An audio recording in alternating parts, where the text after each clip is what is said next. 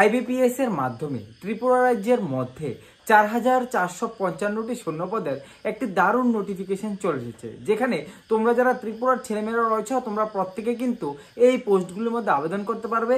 এবং সব থেকে বড় কথা হলো তোমাদের এক্সাম সেন্টারও ত্রিপুরা রাজ্যের মধ্যে হবে এবং তোমাদের জব লোকেশনও কিন্তু ত্রিপুরার মধ্যে হবে।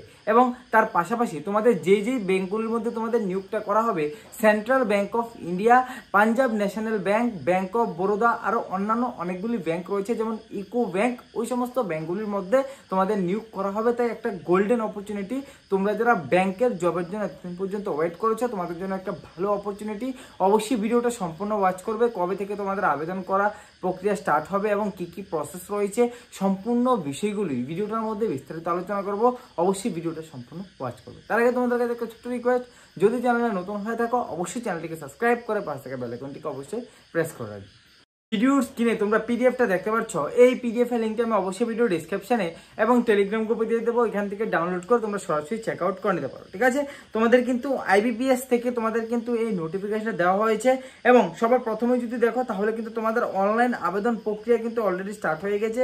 1 তারিখ থেকে কিন্তু তোমাদের অনলাইন প্রক্রিয়া স্টার্ট হয়েছে এবং লাস্ট ডেট কিন্তু তোমাদের 21 তারিখ পর্যন্ত, অর্থাৎ তোমাদের এই মাসের 21 তারিখ পর্যন্ত কিন্তু তোমাদের লাস্ট ডেট রাখা হয়েছে। এর মধ্যে কিন্তু তোমাদের আবেদন প্রক্রিয়া কমপ্লিট করে নিতে হবে। তার পরবর্তী সময় তোমাদের এক্সাম কিন্তু অক্টোবর মাসের মধ্যে, অর্থাৎ এই বছরই কিন্তু অক্টোবর মাসের মধ্যে কিন্তু তোমাদের এক্সাম হয়ে যাবে। তাই অবশ্যই তোমরা যারা ফর্মটা ফিল আপ করবে তোমরা কিন্তু ভালোভাবে প্রিপারেশন করবে, না হলে কিন্তু তোমরা কোয়ালিফাই করতে পারবে না। ঠিক আছে, চলো বিস্তারিত সব ডিটেলসগুলো একবার চেক আউট করে নিই। চলো নিচের দিকে চলে আসি।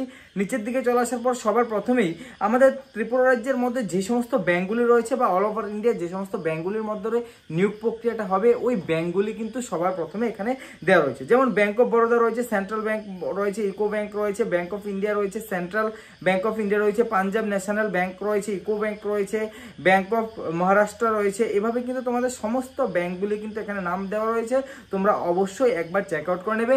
এই সবগুলি ব্যাংকের মধ্যেই কিন্তু তোমাদের নিয়োগ প্রক্রিয়াটা কমপ্লিট হবে। ঠিক আছে, যারা ত্রিপুরা থেকে রয়েছে আমি আবারও বলছি, তোমরা কিন্তু অবশ্যই ত্রিপুরার মধ্যে এক্সাম সেন্টার হবে এবং তোমাদের জব লোকেশনও ত্রিপুরার মধ্যে হবে। আমি অবশ্যই তোমাদের স্টেপ বাই স্টেপ ভিডিওটার মধ্যে ডিটেলসে বলে দিচ্ছি। ঠিক আছে, অল ওভার ইন্ডিয়ার সমস্ত জায়গা থেকে তোমরা আবেদন করতে পারবে।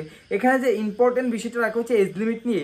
দেখো 20 বছর থেকে 30 বছরের মধ্যে যারা রয়েছে তোমরা প্রত্যেকে কিন্তু এই পোস্টে আবেদন করতে পারবে এবং তোমাদের ডেট অফ বার্থটা ধরা হবে 2/8/1994 থেকে 1/8/2004। এর মধ্যে যদি তোমাদের ডেট অফ বার্থ থাকে তাহলে অবশ্যই তোমরা কিন্তু এটার জন্য এলিজিবল থাকবে। তাছাড়া SC STদের জন্য 5 বছর, ওবিসির জন্য কিন্তু এখানে 3 বছরের কিন্তু এজ রিল্যাক্সেশন দেওয়া রয়েছে।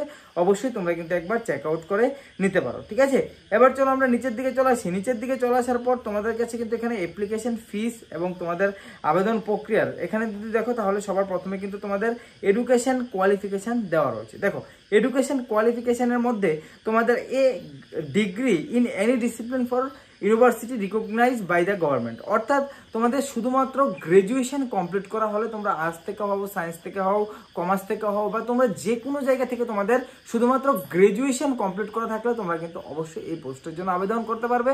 ত্রিপুরার সমস্ত ছেলেমেয়েরা কিন্তু শুধুমাত্র গ্রাজুয়েশন কমপ্লিট থাকলেই তোমরা কিন্তু এই পোস্টের জন্য এলিজিবল থাকবে, আবেদন করে নিতে পারবে। ঠিক আছে, চলো আবার নিচের দিকে চলে আসি। তোমাদের অ্যাপ্লিকেশন ফিস কত প্রয়োজন পড়বে। দেখো যারা SC ST ক্যান্ডিডেট রয়েছে, অর্থাৎ যারা SC ST ক্যান্ডিডেট রয়েছে তোমাদের কিন্তু এখানে 175 টাকা কিন্তু তোমাদের অ্যাপ্লিকেশন ফিস প্রয়োজন পড়বে। অর্থাৎ যখন ফর্মটা আবেদন করবে তোমাদের 175 টাকা।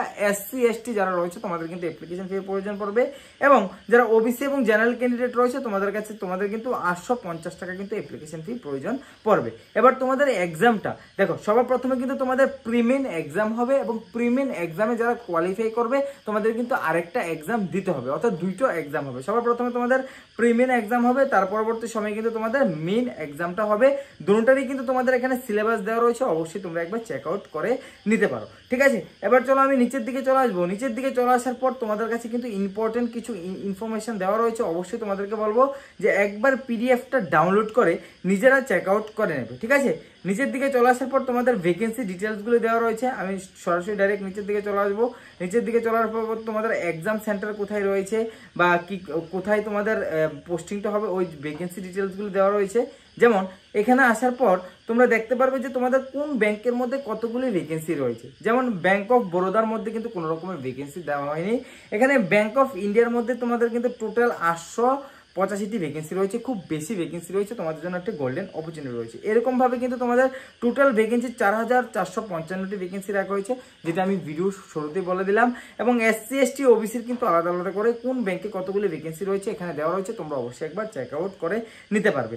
এবার তোমাদের এক্সাম সেন্টার দেখো, তোমাদের এক্সাম সেন্টার যারা ত্রিপুরা থেকে তোমরা আবেদন করবে, তোমাদের নিচের দিকে যদি আসো তাহলে এখানে দেখতে পারবে যে আমাদের ত্রিপুরা রাজ্যে রয়েছে 43 নাম্বার এবং ত্রিপুরা রাজ্যের আগরতলার মধ্যে কিন্তু আমাদের এক্সাম সেন্টারটা হবে। অবশ্যই তোমাদেরকে বলবো, যদি কোনো কোশ্চেন থাকে বা কিছু জানার থাকে অবশ্যই ভিডিওর কমেন্ট সেকশনে কমেন্ট করতে পারবে। তোমাদের জন্য কিন্তু অবশ্যই পরবর্তী ভিডিওটা তোমাদের জন্য নিয়ে আসবো। আজকের জন্য এতটুকুই রাখলাম। যদি এই নোটিফিকেশন সংক্রান্ত কিছু জানার থাকে বা কিছু বোঝার থাকে অবশ্যই কমেন্ট করতে পারো। ঠিক আছে, আজকের জন্য এতটুকু। জয় হিন্দ, বন্দে মাতরম।